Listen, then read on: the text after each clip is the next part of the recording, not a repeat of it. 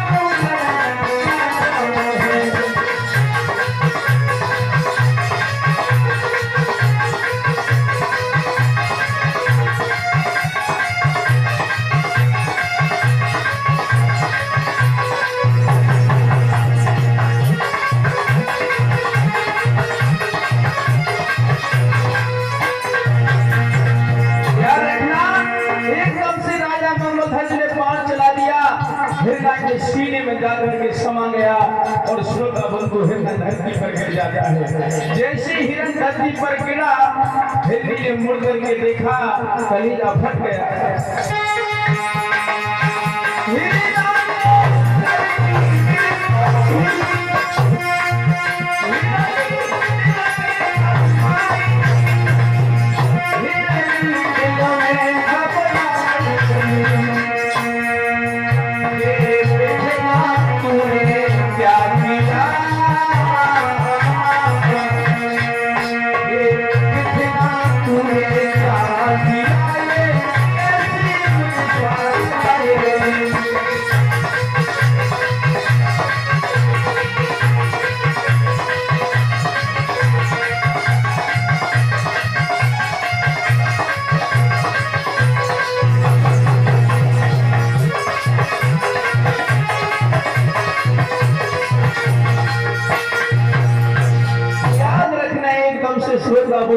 पापी राजा ने जाकर के हिरण को मार डाला।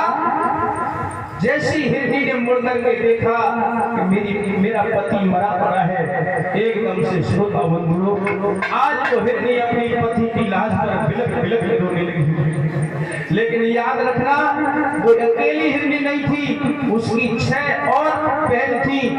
और श्रोता बंधु 7 हिरनियों का वो एक राजा हिरण मार डाला। आज अकेली हिरनी बिलख बिलख रोने लगी है।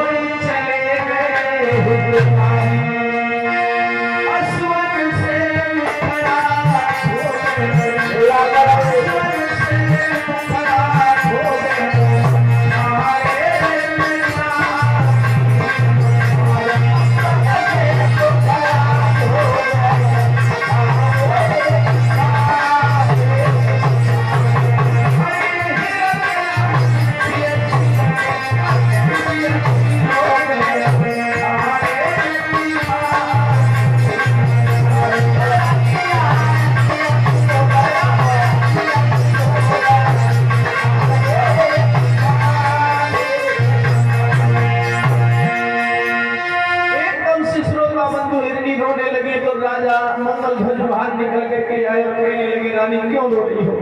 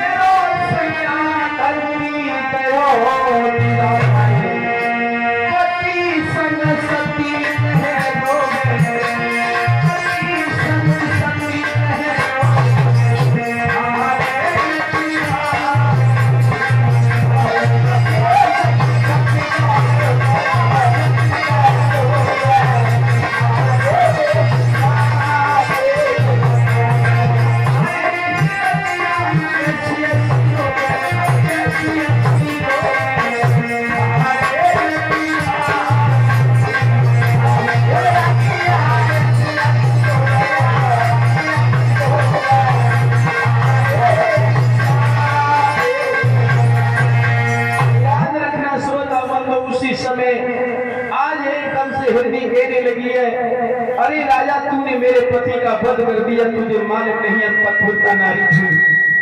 6 हिरनी और दूर चल रही थी, हरी घास खा रही थी। जो उसने दूसरी हिरनी का रुदन सुना तो वो भी भाग करके अपने पति की लाश पर आकर के ढूंढ लगी। जब 7 हिरनी पति की लाश पर रोती है तो एकदम से श्रोता बंधु धरती मैया भी कांपने लगी। 7 हिरनी कहने लगी, राजा तूने ये क्या कर दिया? मेरे पिया का वध कर दिया। अब एक काम कर, हम 7 हिरनी अपने पति के साथ सती होना चाहती हैं, जल्दी से चिता बनवा दे। एकदम से श्रोता बंधु राजा घुटनों के बल धरती पर गिर पड़ा और कहने लगा, हे देवी ये क्या कह रही हो? तुम्हारा तो एक हिरण मरा है, लेकिन तुम 7 हिरनी बनने के लिए जा रही हो। तुम चिंता न करो, तुम्हारी प्रत्येक हिरनी के लिए 2-2 हिरण ला दूंगा, लेकिन तुम आत्महत्या मत करो। एकदम से कांति को मीस करके 7 हिरनी कहने लगी, अरे मूरे क्या तू हमको वैसे समझता है? सुन, अरे हम सब हिरन पट मिलता नारी,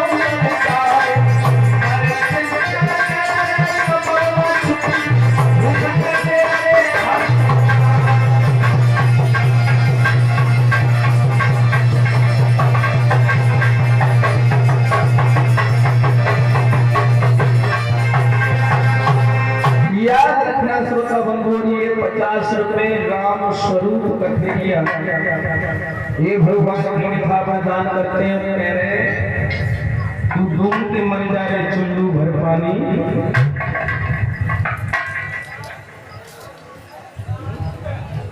राम भैया छोड़ मारो,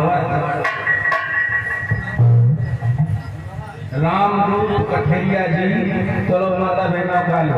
अच्छा जी बताओ, कथा तुम सही लगेंगे? ऐसा ना हो काम करते रहो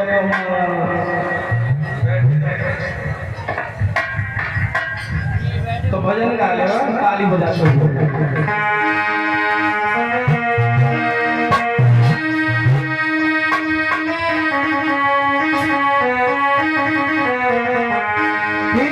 राम नाम लीनो, नाते से नाम लीनो, तेरे भरी जवानी। सभी ताली बजाते हुए तू में मर जाए चुल्लू भर पानी,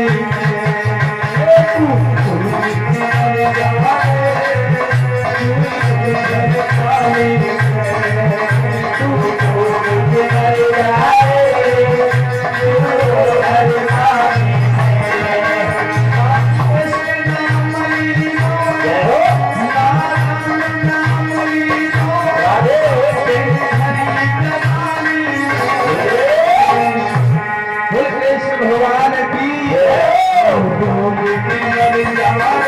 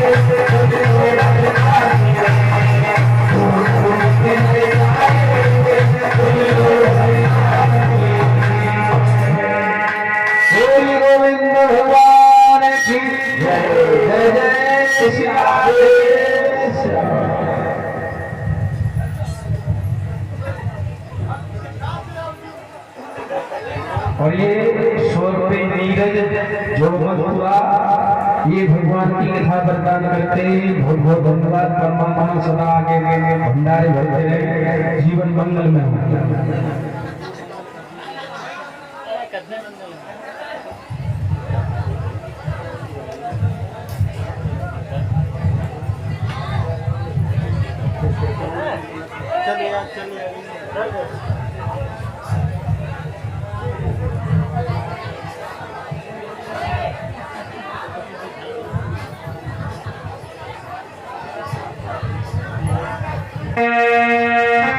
आवती बरनी नीरज जी बहुत सलाम।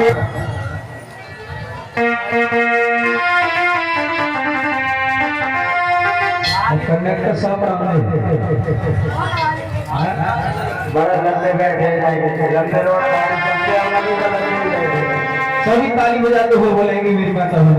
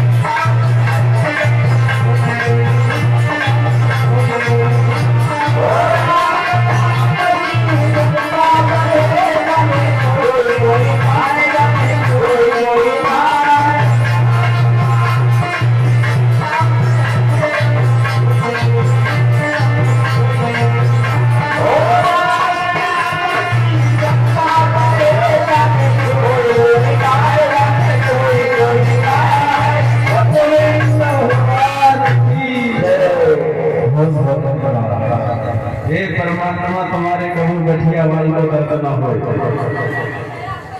और ये 50 रुपए पार्स कश्यप और 50 रुपए अतल सिंह कश्यप भावत से ये भगवान की कथा प्रदान करते हैं। और भैया छाप मत लगवाओ क्योंकि कथा पूरी हो जाती है। 100 रुपए से सिंह कश्यप भोगांव से और ये पटियाई देवी सो पड़ोस में से कहने लगी बहन क्या बना लो तुमने आज। सो कहने लगी कछुआ आज बैगन बनाई तुम क्या बनाया आई। जवाब दो बस उन्हीं काट के धरे आई क्यों है उन्हीं को उनके पिया को नाम हो आलू।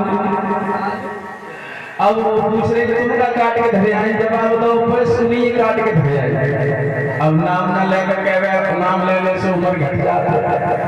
अब वो कहे प्रोफेसर का काट के धरे आई नाम ना है तो बस उन्हीं काट के धरे आई। तो एकदम से जवाब दो कि आलू को काट के धरे आई है भाई सबको। तो नाम भी बड़े विलक्षण है। तो याद रखना उस कथा की तरफ चले। एकदम से सात हिरनी कहने लगी है राजा हमको वैश्य मत समझना, हम पतिव्रता नारी हैं। सातों हिरनी अपने पति के साथ जल करके भस्म होना चाहती हैं, सखी होना चाहती हैं। श्रोता बंधु एकदम से क्या किया, लकड़ी कंडा इकट्ठा करके राजा ने चिता बना दी। और चिता बना करके जैसे ही हिरण को अंतिम कर संस्कार करने लगे तो एकदम से हिरनी श्राप देने लगी। हे राजा तूने हमारे पति का वध किया है, तू महलों में जैसे ही जाएगा पत्थर का हो जाएगा। और इतना कह करके श्रोता बंधु सात हिरनी अपने पति के साथ जल करके भस्म हो जाता है।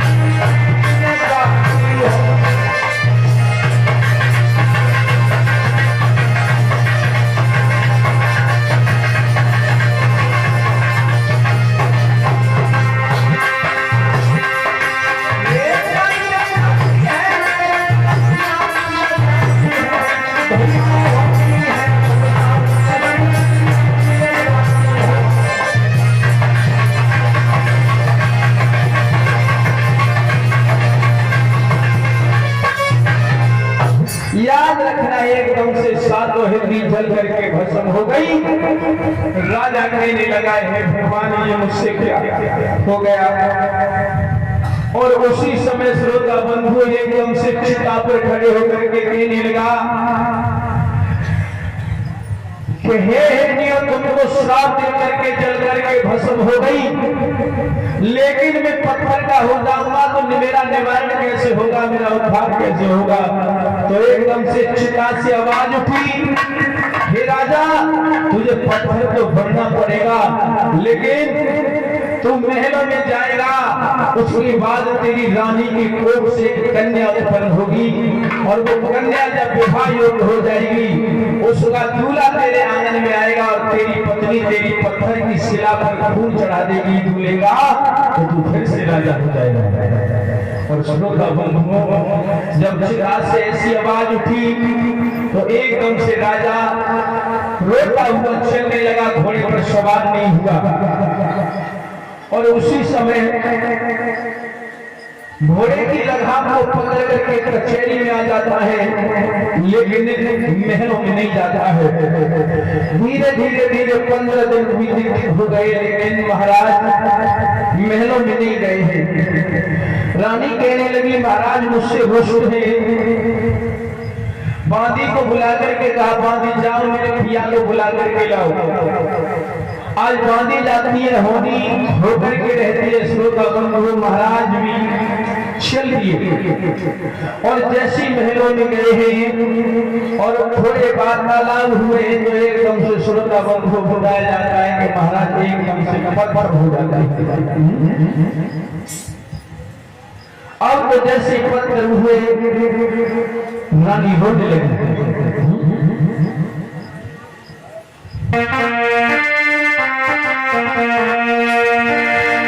पत्थर हो गए हैं सजना,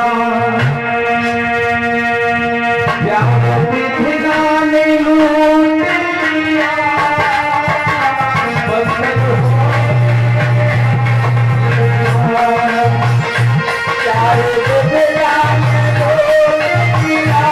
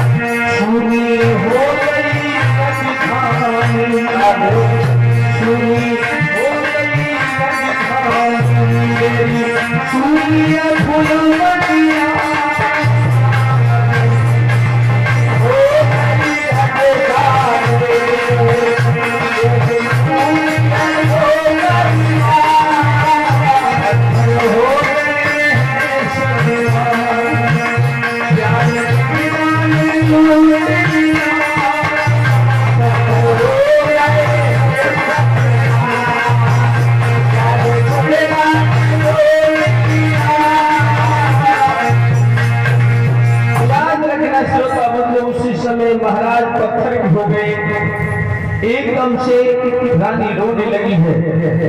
और उसी समय श्रोता बंधु, रानी को महाराज ने पहले ये बता दिया था कि मैं अगर किसी भी प्रकार से पत्थर का हो जाऊंगा तो तेरी कोख से एक बेटी पैदा होगी। वो बेटी जब विवाह योग्य होगी तो दूल्हा तेरे आंगन में आएगा तो उसे काट करके उसका खून चढ़ा देना, तो मैं पुनः फिर से राजा होगा। श्रोता बंधु, रानी ने वो पत्थर की जो मूर्ति बन गई थी उसे कमरे में बंद कर दिया। मंत्री ने आकर के पूछा, है महारानी महाराज कहाँ पर है? तो रानी ने झूठ बोल दिया कि 12 वर्ष के लिए महाराज तीर्थ यात्रा करने के लिए चले गए हैं और 12 वर्ष के बाद ही वो लौट करके आएंगे, लेकिन उसने अपने दुख का दिल का दर्द नहीं बताया।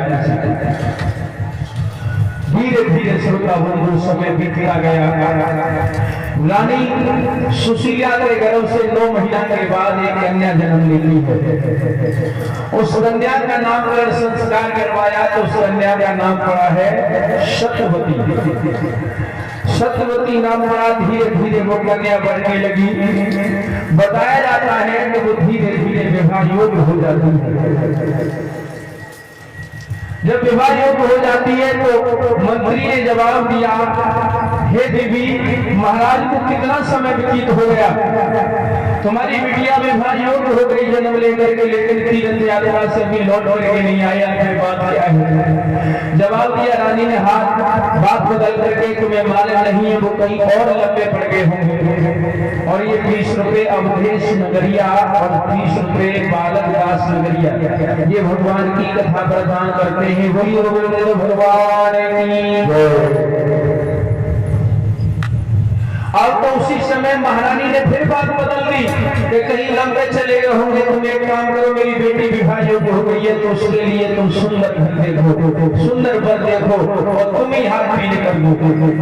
आज श्रोता बंधु, मंत्री चल देता है और देश देश में जाकर के घूमता है, तो जहाँ वर मिल जाए तो वहाँ घर नहीं है, घर मिल जाए तो वर नहीं। लेकिन बताया जाता है ये हरिद्वार में कहते हैं, हर द्वार हर में रची और कनखल चौकरेश, यदि जाएगा सामने तो सुने गोविंद भगवान की। अब तो उसी समय ये हरिद्वार और कनखल द्वार का सब जगह गए, लेकिन कहीं इन्हें वर नहीं मिला। तो कनखल में एक राजा थे जिनका नाम था अजयपाल, और अजयपाल का बेटा था जयपाल, उसके लिए सिक्का चढ़ा दिया। और श्रोता बंधु, उसी समय आज बारात सज करके चली तो मेरी माता बहनाओं बड़ी बड़े अपशुभ हुए। जैसी अजयपाल की बेटा जयपाल की बारात सज करके गई तो बड़े बड़े बड़े अशुभ होने लगे। और बताया जाता है, अरे जब है गई थी कन्यादारी,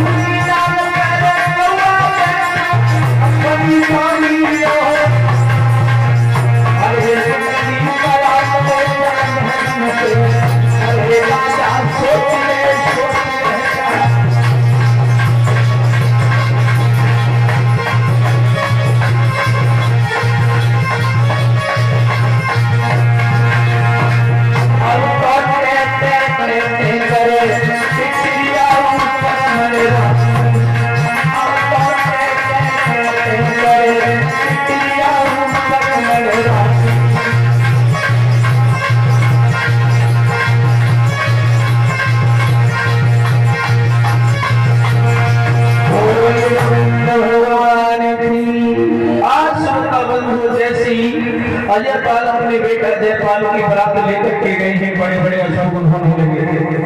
बारात पहुंची है शंकरगढ़ में। श्रोता बंधु, दूल्हा को आंगन में बुलाया गया और श्रोता बंधु, विधि विधान के साथ विवाह हुआ। तो पहले नियम थे कि दूल्हा दुल्हन को चित्रकारी पर और लिटाया जाता था। रानी ने वही हाथ में तलवार ली, याद आ गई आज मेरे पिया इसी के कारण, और पत्थर की शिला बने हुए पड़े हैं, अगर मैं खून नहीं चढ़ाऊंगी अपने जमाई का तो ये मेरे पिया जिंदा नहीं होंगे। हाथ में लेकर के तलवार और एक सीढ़ी चढ़ गई और एकदम से उसे याद आई, अगर मैंने अपने दामाद का वध कर दिया तो जैसे मैं घूम रही हूँ ऐसी मेरी बेटी घूम। अभी तो ये ससुराल में भी नहीं पहुंच पाई है, लेकिन फिर नीचे उतर आती है, फिर एकदम से दिमाग लगाती है, अगर मैंने अपने दामाद का कत्ल नहीं किया, खून नहीं चढ़ाया पत्थर की शिला पर, तो मैं भी ऐसी घूमती रहूंगी। कर ली हिम्मत करके तलवार लेकर के फिर चढ़ गई और जहां वो दूल्हा गहरी नींद में सो रहा था, श्रोता बंधु क्या करने लगे अब सोच समझ के रानी के हाथ कटारी है।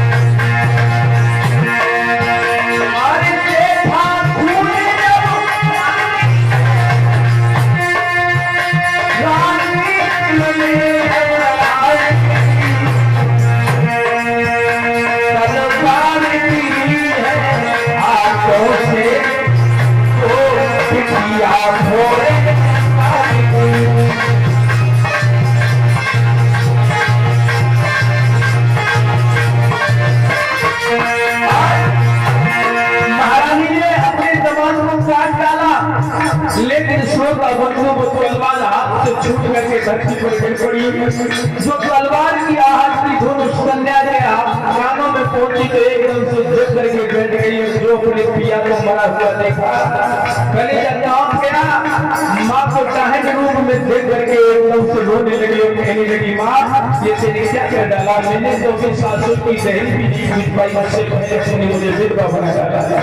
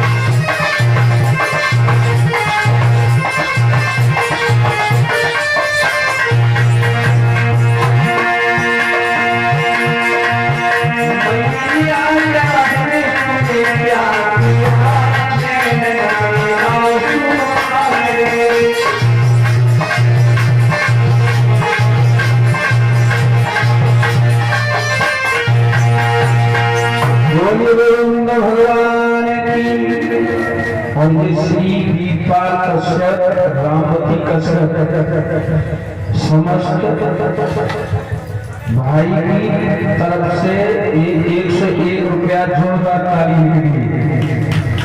ये भगवान की कथा प्रदान करते हैं, भगवान सुख शांति प्रदान करें। याद रखना मेरी माँ का बहनाओं, आज उसने अपने दामाद को काट डाला लेकिन खून चढ़ाना भूल गई। काट तो उसने दिया लेकिन अपने पत्थर की शिला पर, अपने पिया के पत्थर की शिला पर खून चढ़ाना भूल गई। और एकदम से श्रोता बंधु वो लड़की जाग गई और कहने लगी, माँ तूने मुझे अपनी सासुर की दहेज भी नहीं पूजने दी, उससे पहले विधवा बना डाला। और उस लाश को लेकर के मंडप के नीचे चली आई और एकदम से तलवार हाथ में लेकर के कहने लगी, क्या करूं? और अपने पिया के ऊपर चादरा उड़ा देती है और चादरा उड़ा करके मेरे ससुर साहब को बुला करके लाओ। आज ससुर साहब मंडप के नीचे आते हैं। श्रोता बंधु, उसी समय क्या हुआ है, जो बहू ने कहा महाराज ये देखिए आपके बच्चे, आपका बेटा काफी देर से गहरी नींद में सोया हुआ है, जग नहीं रहा, उठा करके देखो। आज श्रोता बंधु उसी समय क्या हुआ, एकदम से जो चादर उठा करके देखा है, क्या बात है,